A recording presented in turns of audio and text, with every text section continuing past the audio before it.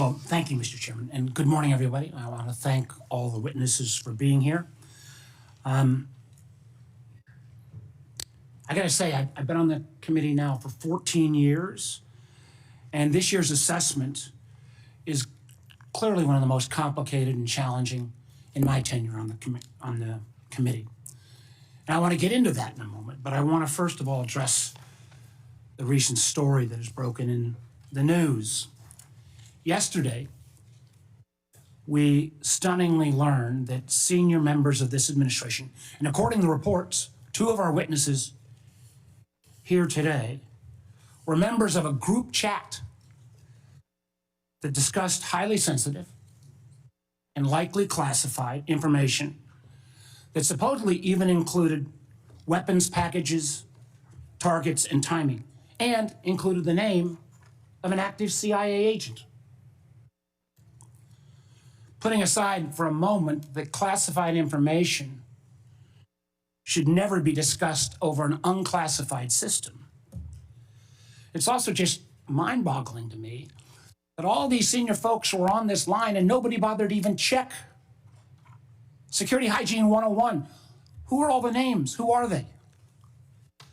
Well, it apparently included a journalist. And no matter how much the Secretary of Defense or others want to disparage him, this journalist had at least the ethics to not report, I think, everything he heard. Question I raise is like, everybody on this committee gets briefed on security protocols. We're told you don't make calls outside of SCIS of this kind of classified nature. We don't know, and I'm going to ask, obviously. Director Gabbard is the executive in charge of all, keeping our secrets safe. Were these government devices? Were they personal devices? Have the devices been collected to make sure there's no malware? There's plenty of declassified information that shows that our adversaries, China and Russia, are trying to break in to encrypted systems like Sentinel. I can just say this, if this was the case of a military officer or an intelligence officer and they had this kind of behavior, they would be fired. As I think this is one more example of the kind of sloppy, careless, incompetent behavior, particularly towards classified information, that this is not a one-off or a first-time error. Let me take a couple minutes and review some of the other reckless choices that this administration has made regarding our national security. We all recall, it seems like it wasn't that long ago, but less than 2 months ago, in the first 2 weeks, the administration canceled all U.S. foreign assistance. Now, some may say, how bad can that be? It's foreign assistance. Well, U.S. foreign assistance paid for the units in Ukraine that provide air defense to civilian cities being attacked by Russia. Foreign assistance paid for guarding camps in Syria where ISIS fighters are detained. Foreign assistance paid for programs abroad that ensure that diseases like Ebola don't come home. And until recently, it paid for the construction of a railway in Africa that would have helped given the United States much needed access to critical minerals in Congo. Now that project, China's going to try to finance it.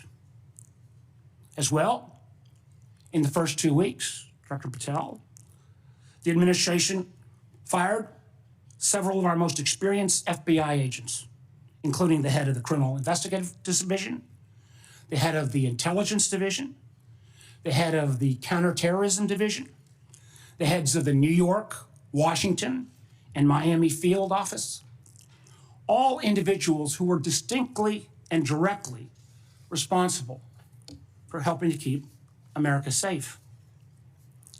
The irony in a little bit was the recently dismissed head of the Counterterrorism Division was involved in disrupting the ISIS attacks planned for Oklahoma City and Philadelphia, and helped lead the effort to bring to justice the key planner of the Abbey Gate bombing in Afghanistan.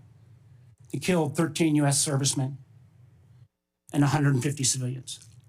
That very Abbey-gate effort was actually praised by the president in his State of the Union address. Yet the response, the administration's response to these agents, I believe, good works and years of service, was to force these folks out. It's hard to imagine how that makes our country safer. Nor can I understand how Americans are made more secure by firing more than 300 staff at the National Nuclear Security Administration, including those responsible for overseeing the security and safety of the nuclear stockpile. Or by ousting 130 employees at CISA, the agency directly responsible for trying to take on China's Salt Typhoon attack. Again, after Salt Typhoon, I would have thought folks on that group chat might have thought twice. Or how we made safer by sacking 1,000 employees at the CDC and NIH who are actually directly working on trying to keep our country safe from disease. Or by pushing out hundreds of intelligence officers. The amazing thing is that our intelligence officers, they're not interchangeable like a Twitter coder. These intelligence officers, our country makes $20,000 to $40,000 of an investment just in getting a security clearance. Literally goes into six figures when you take the training involved. Can anyone tell how firing probationary individuals without any consideration for merit or expertise is an efficient use of taxpayer dollars? And just to make clear that yesterday's story in the Atlantic was not this rookie one-off, it's a pattern. I want to acknowledge Director Radcliffe was not here in his position when this took place. But again, earlier in the administration, when a non-classified network was used, thereby exposing literally hundreds of CIA officers' identities, those folks can't go into the field now. How does that make our government more efficient? You know, again, this pattern of an amazing cavalier attitude towards classified information is reckless, sloppy, and stunning. And perhaps what troubles me most is the way the administration has decided that we can take on all our problems by ourselves without any needs for friends or allies. I agree that we've got to put America's priorities first, but America first cannot mean America alone. The intelligence we gather to keep Americans safe depends on a lot of allies around the world who have access to sources we don't have. That sharing of information saves lives, and it's not hypothetical. We all remember it because it was declassified last year when Austria worked with our community to make sure to expose a plot against Taylor Swift in Vienna. That could have killed literally hundreds of individuals. However, these relationships are not built in stone. They're not dictated by law. Things like the Five Eyes are based on trust, built on decades. But so often that trust is now breaking literally overnight.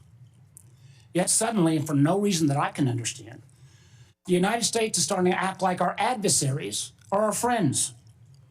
Voting in the UN with Russia, Belarus, and North Korea. That's a rogues gallery if I've ever heard of them. Treating our allies like adversaries, whether it's threats to take over Greenland or over the Panama Canal, destructive trade war with Canada, or literally threatening to kick Canada out of the Five Eyes. I feel our credibility is being enormously undermined with our allies, who I believe, and I think most of us on this committee, regardless of party, believes makes our country safer and stronger. But how can our allies ever trust us as the kind of partner we used to be when we, without consultation or notice, for example, stop sharing information to Ukraine in its war for survival against Russia? Or how can our allies not only not trust our government, but potentially not our businesses with such arbitrary political decisions? Let me give you a few examples. You know, as a result of a lot of work from this committee and others in Congress, We made sure America's commercial space industry is second to none. From space to launch to commercial sensing and communications, the United States has taken a record lead.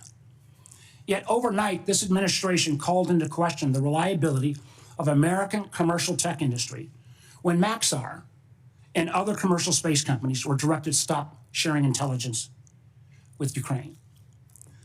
I gotta tell you, I've been a business guy, can't say longer than being an elected official, but pretty close.